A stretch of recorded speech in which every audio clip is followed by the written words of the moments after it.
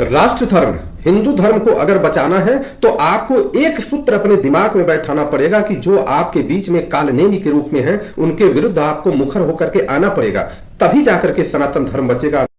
जया किशोरी जी के बारे में हम बात करेंगे, जो एक भागवत कथावाचक हैं। हालांकि श्रीमद् भागवत महापुराण में जो वर्णन है वो सब बात तो वो कहती नहीं है, वो अलग से अपनी कथा कहती हैं। वो कथावाचक हैं और किस प्रकार से कथा करते करते वो मोटिवेशनल स्पीकर बन गई। और मोटिवेशनल स्पीकर इस तरह से बन गई कि जो पूरी साइंस को वो डैमेज कर रही है और साइंस के साथ साथ पूरे सनातन के विरुद्ध पूरा का पूरा उनका कार्य चल रहा है। यह इस प्रकार से काम हो रहा है। एक इंटरव्यू में उन्होंने कहा कि कुछ लोगों ने पूछा या कुछ बच्चियों ने पूछा कि क्या हमें रजस्वला की अवस्था में पूजा पाठ करना चाहिए या किसी भी प्रकार के प्रतिबंध का सामना करना चाहिए, उससे रहना चाहिए। उसके उत्तर में उन्होंने बहुत बढ़िया बयान दिया और इसी बयान से उनकी मानसिकता को पता चलता है कि किस प्रकार की मानसिकता है। और इससे स्पष्ट भी होता है कि जो इसके पहले भी बहुत सारे ऐसे लोग रहे हैं जिनको सभी लोग जानते हैं कि जो पूजनीय रहे हैं, लेकिन बाद में पता चला है कि वह किसी न किसी षड्यंत्र के साथ आए हुए थे समाज में सनातन के द्वारा रुपया पैसा खूब लूटने के लिए, और लास्ट में पता चला कि वह खंडित हुए। यह भी होगा, अभी आगे तो समय आ रहा है। उन्होंने स्पष्ट रूप से कहा कि यह जो रजस्वला की अवस्था है,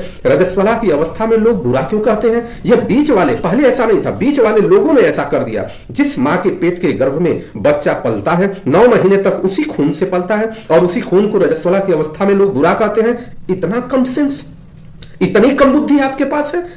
अगर उसी को आप बराबर करती है तो इसका अर्थ तो आपके अर्थ से यही हुआ कि अगर हम भोजन करते हैं, कोई भी चीज खाते हैं, खाने के बाद मल मूत्र निकलता है तो मल मूत्र और जो खा रहे हैं दोनों बराबर ही कर लेंगे। ऐसा कभी नहीं हो सकता। आपको भी पता है कि पाचन क्रिया के बाद शरीर का जो सिस्टम है वह सिस्टम उसे अलग अलग रूप में डिवाइड करता है। उसी प्रकार से पूरे ब्रह्मांड में, सृष्टि में यह निर्माण हुआ है कि जो भी माताएं बने हैं उन माताओं बहनों के लिए मासिक धर्म या रजस्वला की अवस्था बनाई गई कि जो दूषित रक्त है, वो दूषित रक्त निकलता है, उसको बराबर नहीं कर सकते आप उन रक्त से जो आपके, क्या उस दूषित रक्त को इकट्ठा करके अगर आपका तबीयत खराब हो जाए तो आपको चढ़ाया जा सकता है? कहीं विज्ञान में आपने देखा है? अगर ऐसा हो सकता है तो उसको इकट्ठा करिए और अपने शरीर में कभी भी कोई अपने घर में बीमार पड़े तो उसको चढ़ाने का कार्य करिए। इस प्रकार की गंदी सोच करके सनातन की मूल परंपरा को नष्ट करने का कार्य कर रही है। सनातन में जो ऋषि महर्षियों ने जिस प्रकार से व्यवस्था बनाई सनातन को आगे बढ़ाने के लिए, श्रेष्ठता के साथ सभी जीव जंतुओं का सम्मान किया। उन्होंने स्पष्ट कहा कि जत्र नार्यंत्र पूज्यन्ते रमन्ते तत्र देवता। अब नारियों को भड़का करके आप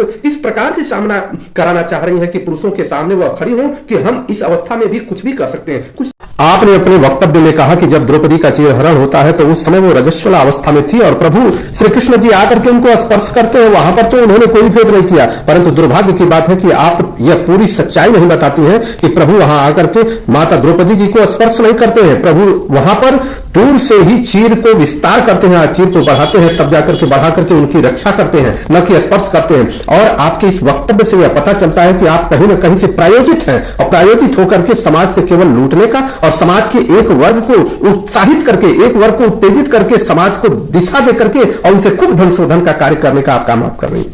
कुछ दिन के बाद आप ये भी कह सकती हैं कि इस अवस्था में, रजस्वला की अवस्था में स्त्रियां कुछ भी कर सकती हैं, अर्थात कुछ भी का संतान उत्पत्ति का भी कार्य कर सकती है। या आप कुछ ये भी कर सकती हैं कि जो एक निश्चित उम्र है, उस निश्चित उम्र के बाद रजस्वला की अवस्था समाप्त हो जाती है तो वह निश्चित उम्र भी षड्यंत्र के बीच वाले लोगों ने ही बनाया है। आप ये कहना चाह रही हैं? ये आखिर में भविष्य में आपकी एक एक स्टेप का, इसी का स्टेप तो अगला स्टेप यह आता है। इतना समझ नहीं है जिसको, उससे आप श्रीमद् भागवत कथा कैसे सुन सकते हैं? हमें तो स्पष्ट है कि श्रीमद् भागवत कथा सुनाने के लिए आपने जो क्रीम पाउडर इत्यादि जो सुंदरता का व्यवहार बनाया है, जिससे समाज को केवल आकर्षित किया जाए और समाज को आकर्षित करके और केवल नाच गाने के माध्यम से हम अपने मूल शास्त्र को से हटा दे, लोगों को केवल समझ लें कि ये नाच गाना ही हमारी मूल परंपरा रही है।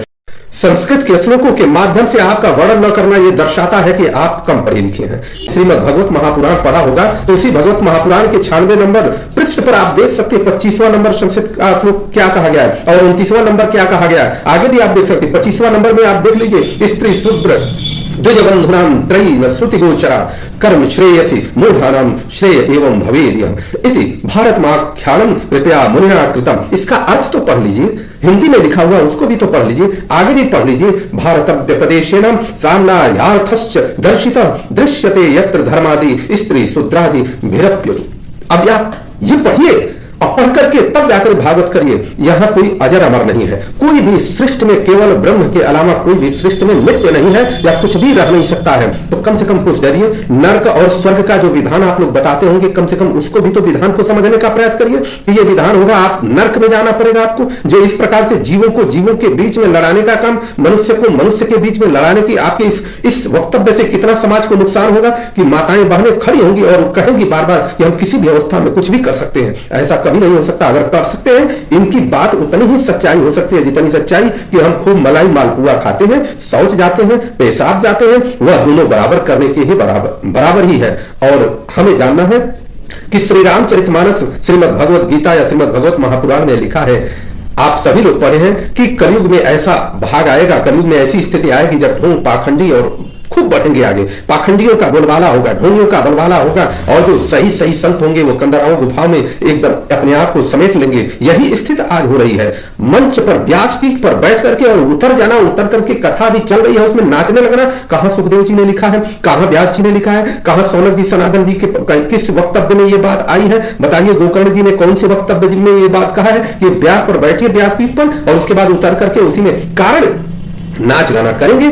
तो जो आयोजक है वो भी नाचना शुरू करेगा और आयोजक लोग नाचना शुरू करेंगे, लोग नाचेंगे क्योंकि सुंदरता ईश्वर ने दिया है, और नाचेंगे नाचेंगे खूब, अपना मस्ती करेंगे, रुपया पैसा लेकर के घर जाएंगे और ट्रेंड करेंगे खूब। ऐसा कहीं नहीं लिखा है। अब तो हमें इस बात को समझ में आ गया और सबको समझ लेना चाहिए कि आपने श्रीमद् भगवत महापुराण नहीं पढ़ा है। केवल आपको इतना ही समझ है कि केवल श्री कृष्ण भगवान की रासलीला को दिखा करके लोगों को मोहित कराना, लेकिन श्री कृष्ण भगवान ने जो ज्ञान दिया है उस ज्ञान को लोगों के बीच में नहीं पहुंचाना। केवल और केवल आप इतना काम कर रही हैं। और समाज आखिर में कारण क्या है कि इतना धर्म करने के बाद, इतनी कथाएं होने के बाद भी लोग परेशान हैं? उसका कारण यही है कि सही का शास्त्र वो जानना नहीं चाहते हैं और सही का हमारा धर्म है उसको मानना नहीं चाहते हैं। और ऐसे ऐसे ढोंगी और आडंबरियों के चक्कर में आकर के, और वह सनातन धर्म का ही नहीं अपना भी नर्क कर रहे हैं। हम पूरी तरह से इसकी निंदा करते हैं और